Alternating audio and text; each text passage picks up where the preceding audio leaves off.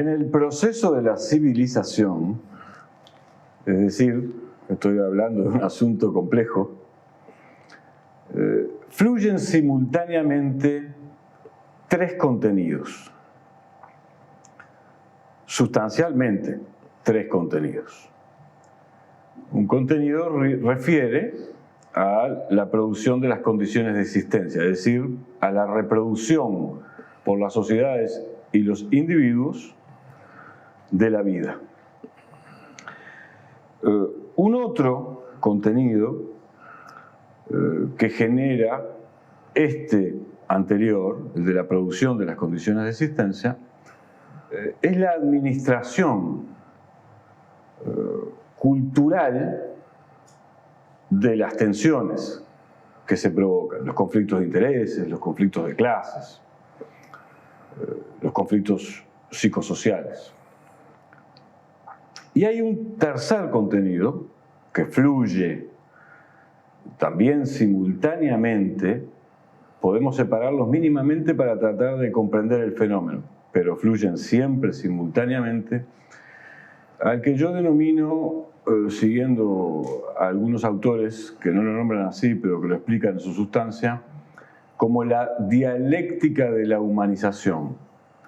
Es decir, el proceso mediante el cual nuestras pulsiones biológicas animales básicas van evolucionando, a veces con retraimientos importantes, pero van evolucionando hacia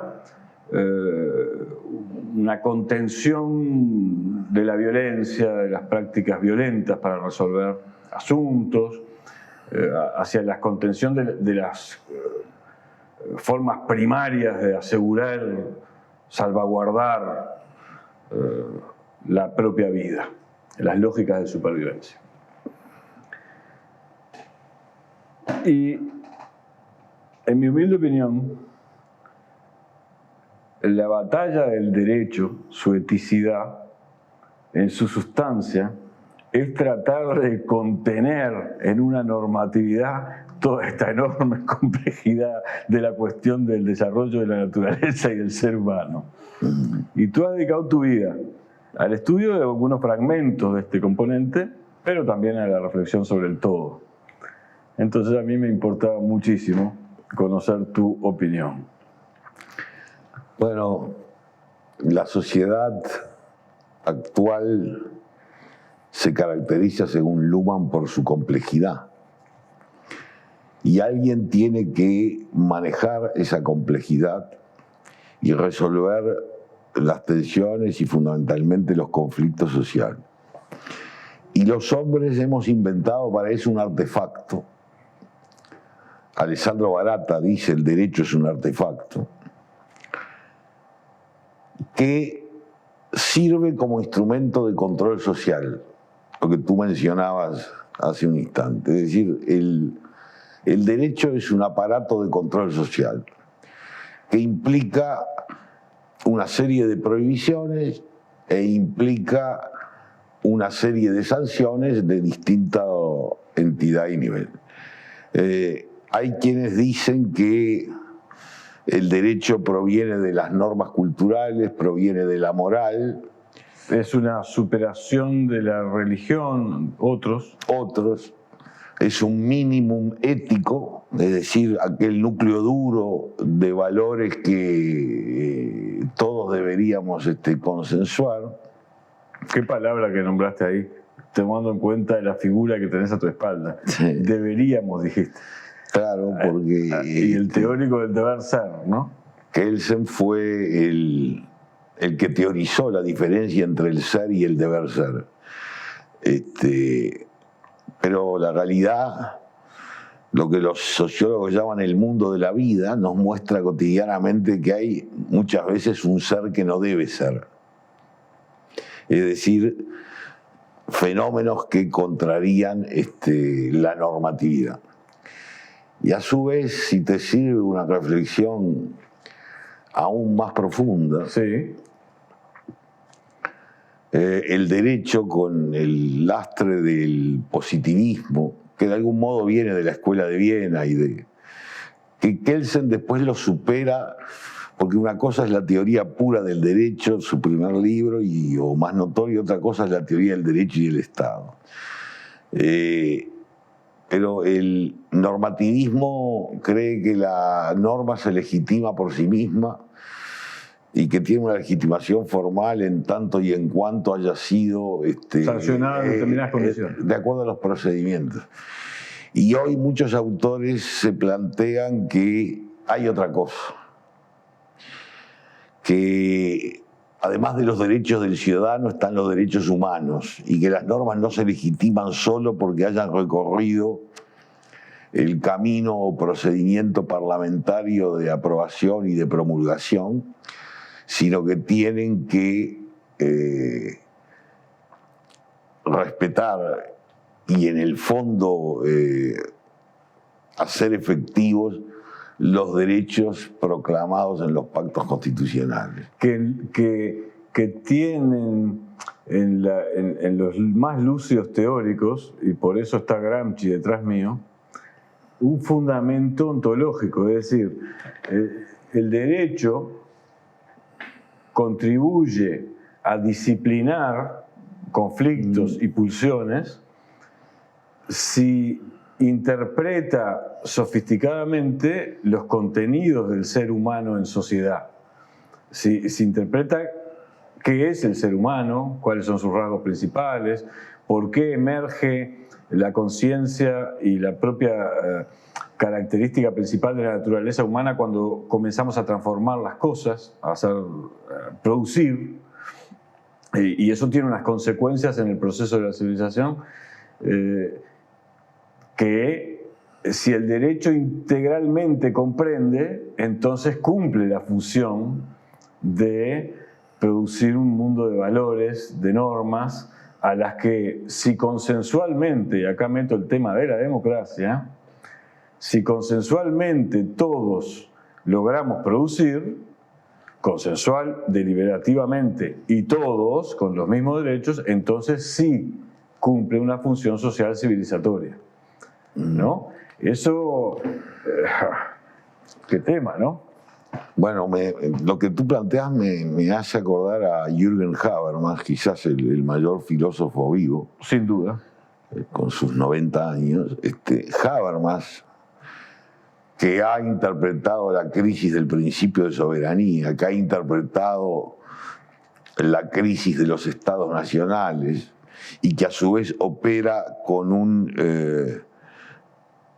herramienta, un instrumento que es la teoría del discurso, que apela al consenso, ha hablado por eso de patriotismo constitucional.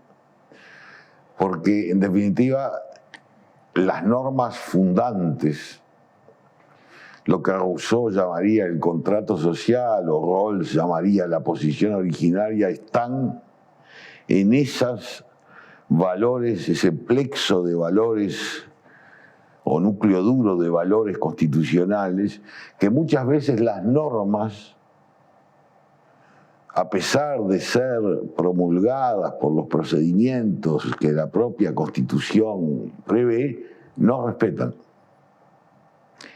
Entonces, el derecho pasa a ser un artefacto que puede ser salvaje, que puede ser desigualitario, que puede ser de tremenda injusticia, con toda la ambigüedad que pueda tener el término justicia, que no es sinónimo de ley, no es equivalente a la ley. Claro.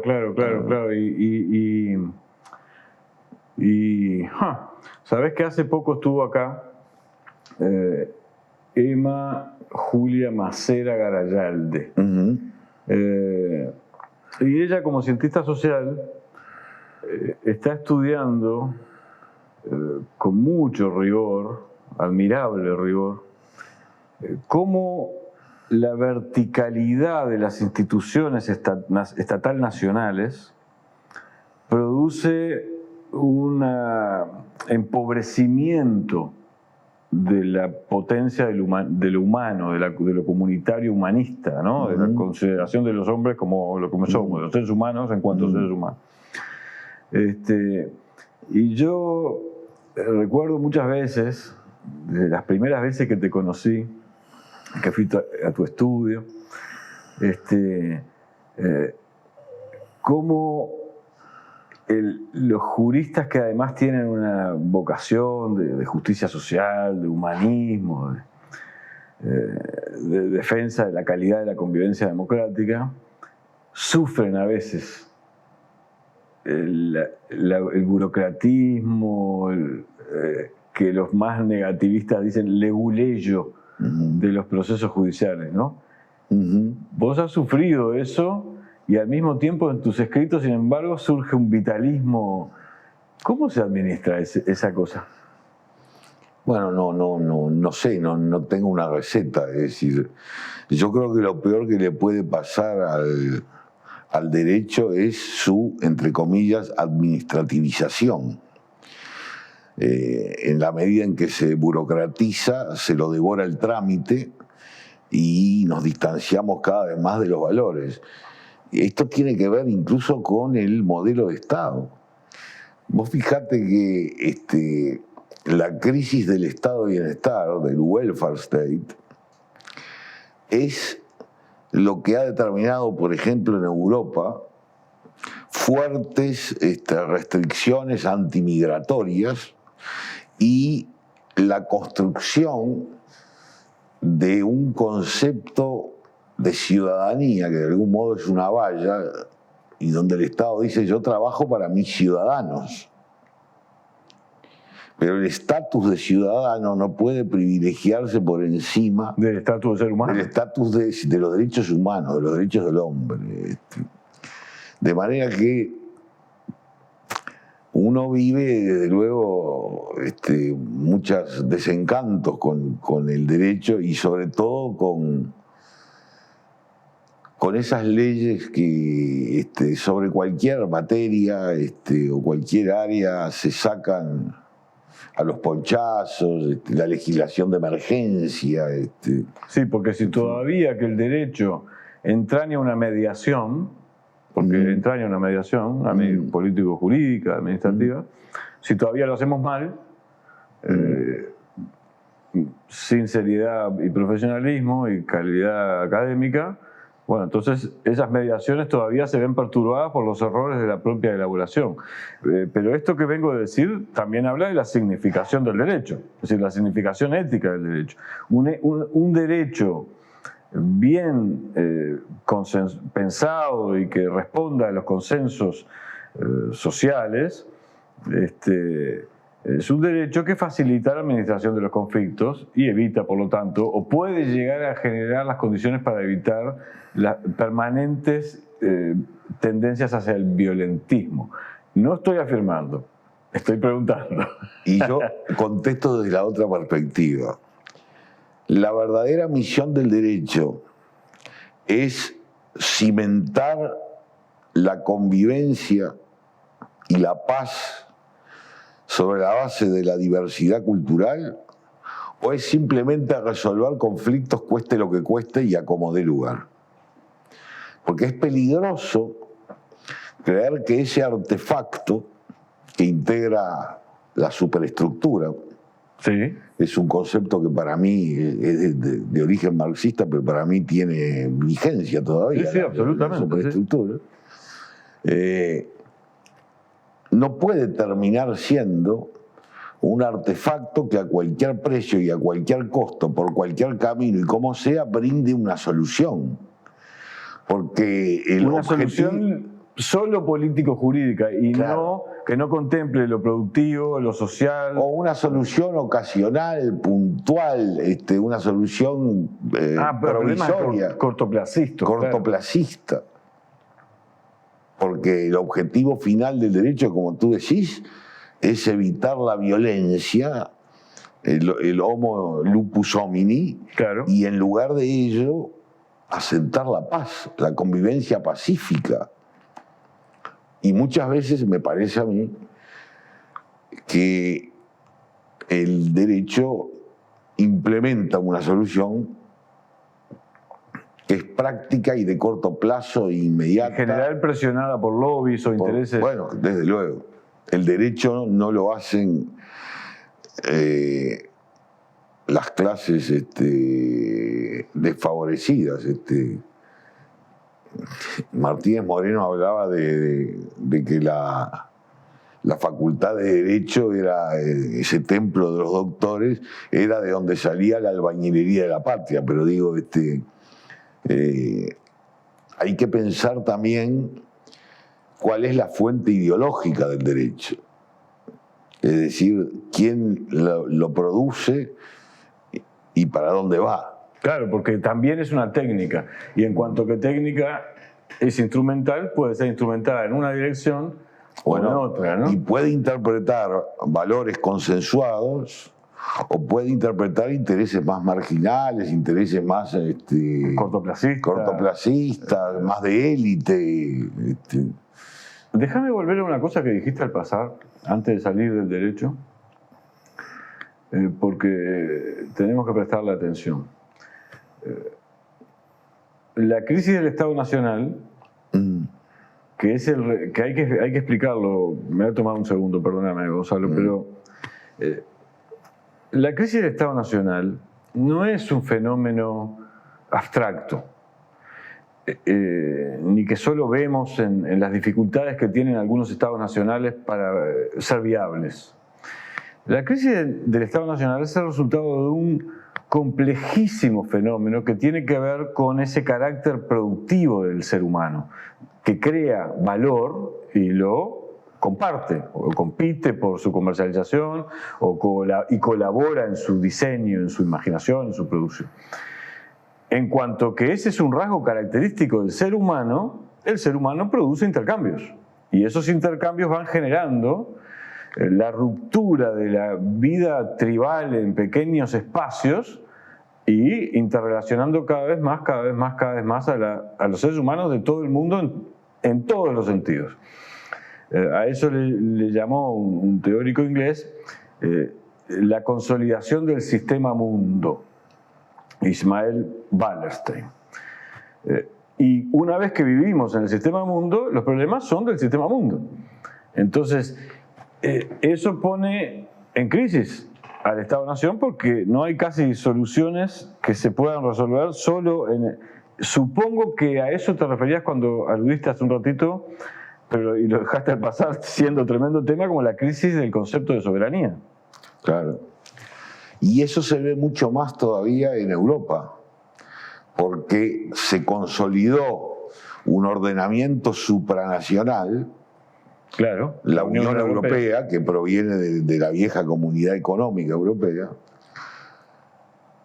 donde el derecho ni siquiera viene ya solo de los parlamentos nacionales, sino que viene de instancias superiores, de instancias superiores, de las directivas de la Unión Europea, que adquieren fuerza por encima de los ordenamientos jurídicos nacionales.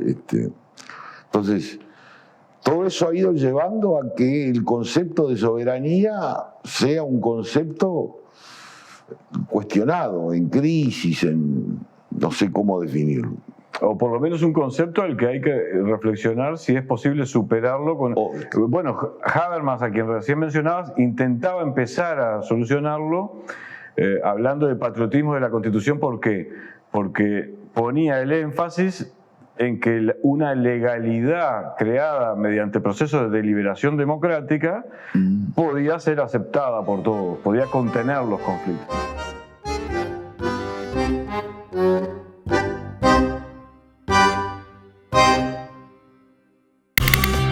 Necesitamos una comunicación en sintonía con tu sensibilidad, una comunicación alternativa a la que ofrecen los medios dominantes. Otras miradas, otras voces, otras personas, otras ideas. Todos tienen derecho a tener su voz. Para sostener una comunicación alternativa necesitamos que nos apoyes. Hacete socio de la comunidad de Caras y Caretas en carasycaretas.com.uy/socio. Haciéndote socio, estás ayudándonos a comunicar, estás ayudándonos a romper el blindaje. Da vuelta, ahí, tan. Es un honor formar parte de Caras y Caretas TV, donde hay lugar para todo tipo de contenido y también para el humor. ¡Sumate!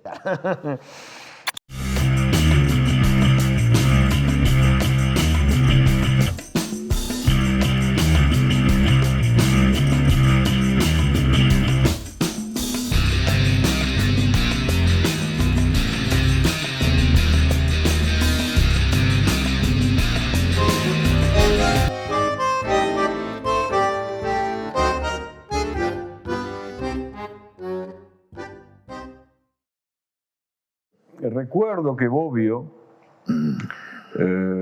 el heredero de Kelsen en Italia, para decirlo rápido y quizá mal, ponía mucho énfasis en el enorme pacifismo de Kelsen. Y yo intuyo que tanto Kelsen como Gramsci, que para mí son los dos más sofisticados teóricos de la democracia en el momento en el que estallaron todos los conflictos en el Occidente, y que quizá por eso mismo pusieron pienso, los dos tienden a pensar formas de transformación que contemplen lo cultural, que piensen lejos, salir de la cosa voluntarista, militarista, que por otro lado, sin embargo, enfatizan algunos, ¿no? Como Carl Schmitt, el teórico del nazismo. Es decir, a la lógica del amigo-enemigo de Carl Schmitt, Kelsen y Gramsci le proponen la lógica de la disputa de la hegemonía político-cultural para ir orientando transformaciones en la sociedad. Y creo que los dos ya intuían que hay un proceso que se desenvuelve político, conflictivo, que se desenvuelve en las esferas nacionales, pero que la solución real a los problemas, digo para pensar una nueva caracterización más sofisticada del concepto de soberanía, ya era la humanidad. En ese momento teníamos guerra mundial. Sí. Y hoy es cada vez más la humanidad, casi que no hay nada. Entonces, es un desafío intelectual, me imagino, enorme, ¿no? A ver, el propio Habermas ha hablado y escrito sobre más allá de los estados nacionales. Y vos nombrabas recién a Bobbio, el principal discípulo de Bobbio, Luigi Ferraioli, un teórico del derecho enorme, imponente. En cierto sentido, el que más densidad intelectual le dio a lo que se llama hoy el garantismo. El garantismo, ahí está. Habló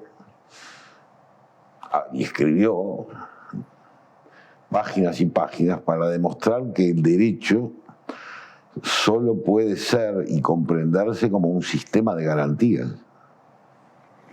Que la función del derecho es la función de garantía y en el fondo es la función de tutela contra el leviatán hobbesiano.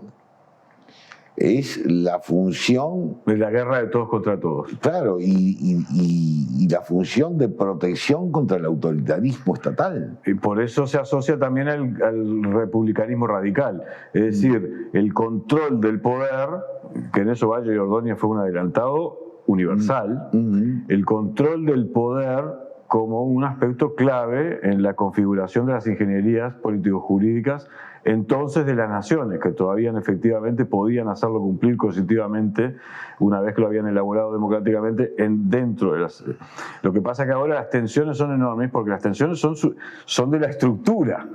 Es decir, son económicas, ¿no? Son los problemas de concentración de la riqueza, los problemas de capacidad de influencia decisiva. Y, mirá qué interesante.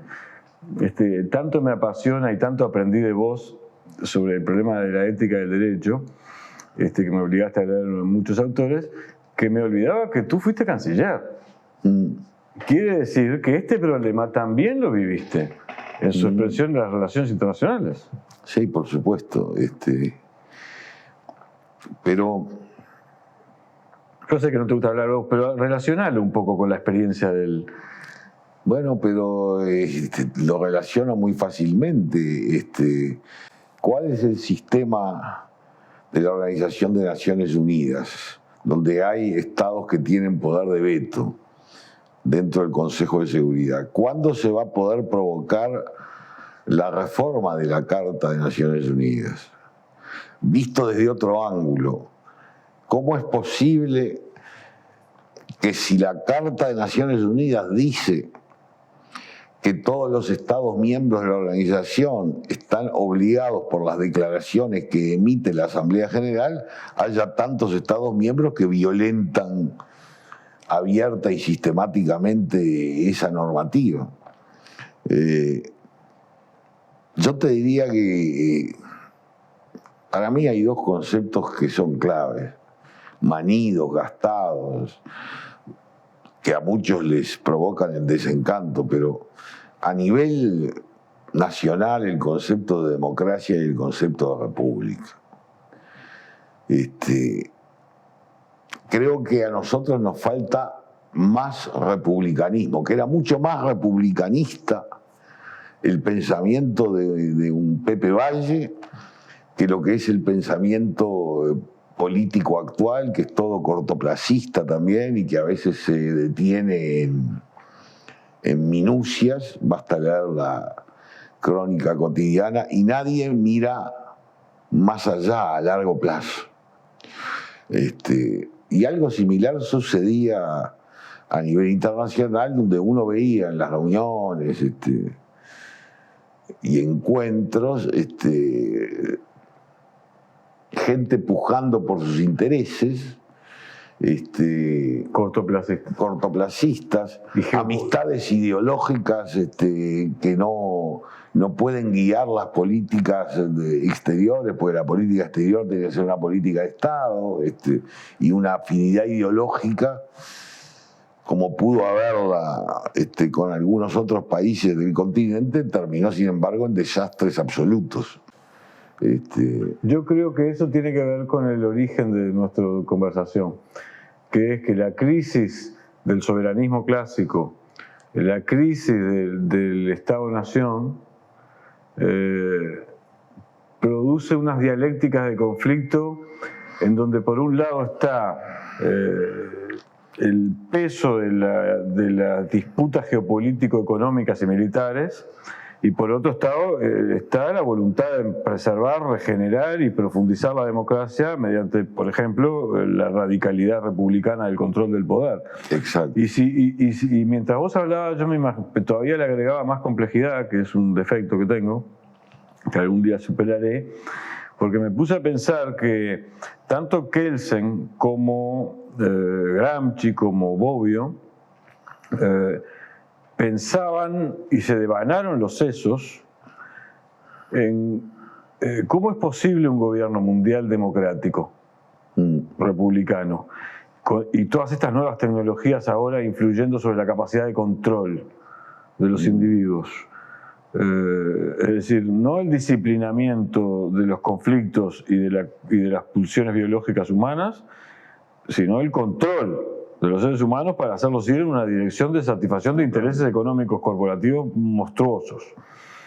Y si me permitís agregar, ¿y cómo puede funcionar verdaderamente el derecho internacional público, que es un derecho que carece de fuerza coactiva para imponerse, y en todo caso aquí y allá, cada tanto y cada cuando, algún Estado de los grandes estados imperialistas hace uso de la fuerza y del poder y desencadena una guerra, produce una invasión? Eso es un déficit importante en el tema. ¿Cómo se maneja ese tipo de conflictos, que son cada vez peores? Sí, porque además el desarrollo desigual también se incrementa, entonces va a haber tensiones geopolíticas sistemáticas. Hay problemas migratorios enormes, problemas de balcanización. Miremos lo que fue la guerra de los Balcanes, miremos lo que es el punto donde desembocan todos los nacionalismos exaltados. Después de Tito, en la ex Yugoslavia se mataron como conejos. Sí. Gente que había sido frater durante muchos años. Sí, la brutalidad salvaje que despiertan los riesgos, la impotencia coproductiva a veces, de satisfacción de necesidades. Sí. Es un tema. ¿Sabés que el otro día, pensando, porque a mí me parece muy importante exponer los problemas, pero también buscar por lo menos soluciones conceptuales posibles. Y cuando estaba pensando en esta entrevista, en este diálogo, la Primera Guerra Mundial fue la guerra de la revolución burguesa que había generado economías dinámicas, productivas, la revolución industrial, contra el universo feudal. ¿no? Que se defendía en sus sistemas de castas y estamentales. La Segunda Guerra Mundial incorporó además un tercer actor, que era la voluntad emancipadora del proletariado, para decirlo, que había tenido éxito en una revolución, para decirlo en términos de la época, ¿no? Pero luego esas revoluciones, como tuvieron lugar en países muy semifeudales, como Rusia y China, fue tomada por el universo mental feudal y produjo los fenómenos de burocratismo autoritario, como los que produjo. Pero cuando Deng Xiaoping empieza las reformas, es como que el conflicto entre las posibilidades democratizadoras de la revolución burguesa y el universo feudal empieza a acentuarse. Entonces tú ves el panislamismo, por ejemplo, estas cosas de Irán y de otras naciones panislamistas, o que la autoridad decide sobre la vida de todo y sobre la muerte, hablando de derecho. Decide sobre la vida y sobre la muerte, y es como que estuviésemos en una última batalla entre las posibilidades democratizadoras de la revolución burguesa y la defensa del universo feudal. ¿Sabes por qué me recordé cuando te escuché hablar de la balcanización, pero también de las reacciones de esas oligarquías terratenientes que promueven otra vez formas del fascismo, amigo-enemigo, esas lógicas? Bueno, sí, a ver, Carl Schmitt, a quien vos mencionaste hace un rato, que era un buen constitucionalista, un jurista católico conservador, inventó la figura del enemigo interior.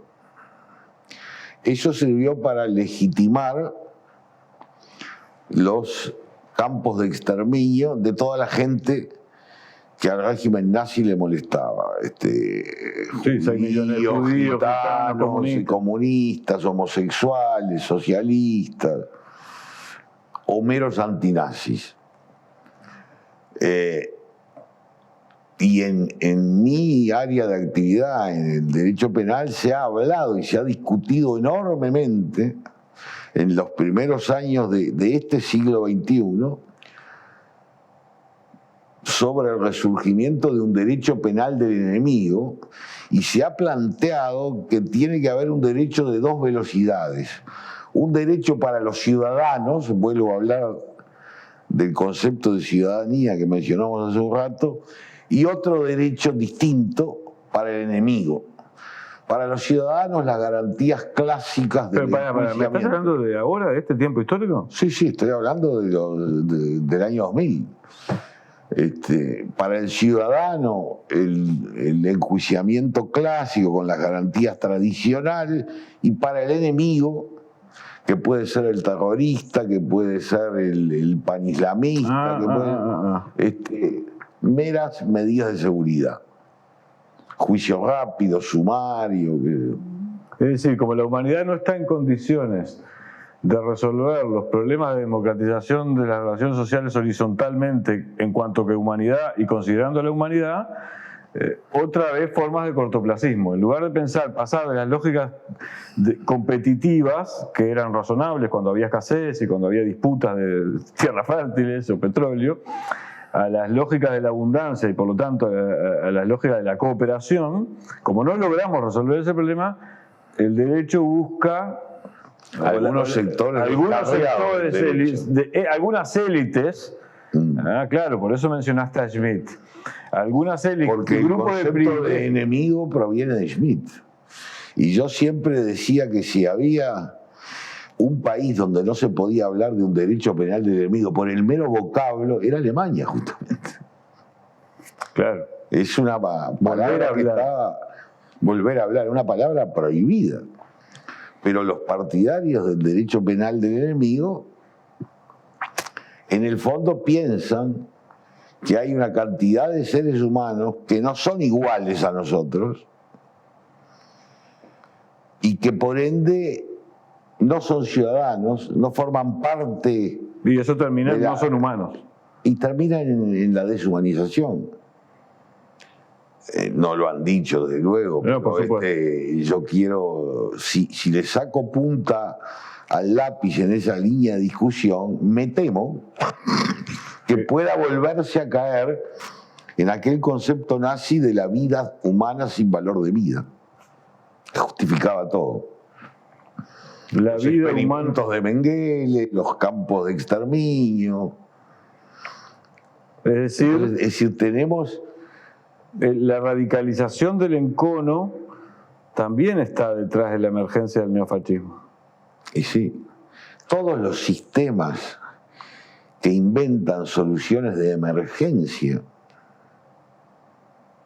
son sistemas fallidos de por sí, porque el derecho tiene una tradición milenaria, viene del código Hammurabi, de los asirios, y no se puede vivir en la perenne emergencia. Las soluciones emergencistas. Nunca había pensado en eso. Lo que pasa es que, claro, para superar, llamémosle cortoplacismo, para hacerlo en un lenguaje más sencillo, de las soluciones prácticas a problemas de corto plazo, eso requiere también, y tiene otra que ver con el Estado Nacional, con el soberanismo, eso requiere un cambio de mentalidad en el sentido de empezar a pensar a la humanidad como humanidad. Y otra vez Kelsen y Gramsci, que enfatizan en ese rasgo. Solo vamos a encontrar soluciones civilizatorias, es decir, que producen una evolución, cuando nuestra mentalidad, el sujeto de las sociedades, el sujeto dinámico, activo, los abogados, los trabajadores, los empresarios, empiecen a darse cuenta que ya no podemos no pensar a la humanidad como humanidad. Bueno, y Kelsen, en un libro menos conocido, pero muy valioso, habló de la paz por medio del derecho.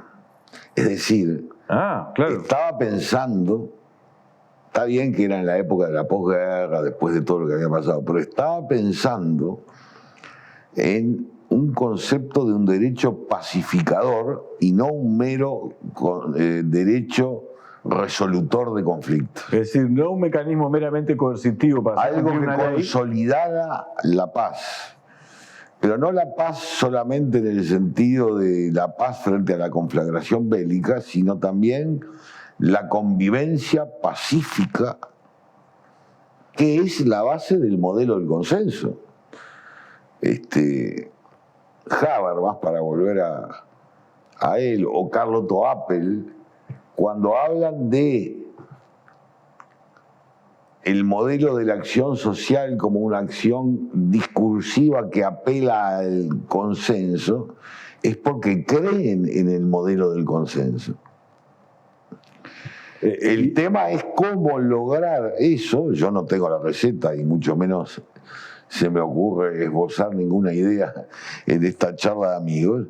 Cómo lograr eso en un terreno erizado de dificultades por doquier, de problemas de producción, de conflictos sociales, de marginalidad, de migración, de descomposición de descomposición, disgregación social, donde uno hablar de estas cosas parece un sueño de Blancanieves, un cuento de hadas. Sí. Yo creo, sin embargo, y tengo que comenzar a cerrar la entrevista porque el tiempo ha transcurrido, así que te agradezco enormemente que hayas aceptado este diálogo con esas características nuestras. Es un diálogo de amigos. Ya sé, de hace muchos años. Pero yo creo que teniendo a Kelsen y a Gramsci detrás, podemos albergar, amigos, la expectativa de que sí haya un sujeto de la democracia global en el siglo XXI. No va a estar exento de conflictos el acontecimiento derivado de que este sujeto logre ser tan influyente como para regenerar globalmente la calidad de la democracia y sustituir las formas geopolíticas conflictivas por las formas geopolíticas colaborativas. En mi humilde opinión, tanto Kelsen como Gramsci intuyeron ese sujeto. Ese sujeto es el sujeto productivo colaborativo. el que sustituye la mera búsqueda de valorizar algo para obtener un beneficio particular, privado, por la búsqueda de producir insumos, tecnologías, mercancías que satisfagan nuestras necesidades, las necesidades de desenvolvimiento del fenómeno humano. ¿Cuánto tiempo va a transcurrir para que ese sujeto productivo que se relaciona mejor con la naturaleza, pero al mismo tiempo da satisfacción a nuestras necesidades, porque celulares vamos a seguir necesitando, sea hegemónico? No lo sabemos. Quizá porque el espíritu optimista prevalece en mí al pesimista, al contrario que algunos amigos que tengo. Creo que este fenómeno puede llegar a ser más rápido de lo que el estado actual de situación nos permite imaginar. Gracias, amigos, por haber estado ahí como siempre. Nos reencontramos el jueves que viene.